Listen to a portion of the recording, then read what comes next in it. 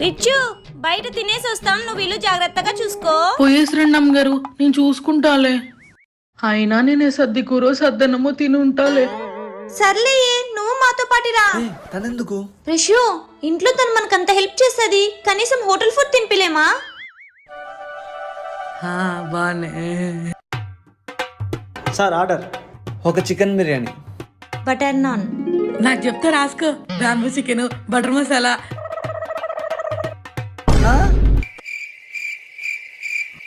ఓ మేం పేదోళ్ళం కదా, ఇన్ని ఆర్డర్ చేయకూడదు కదా.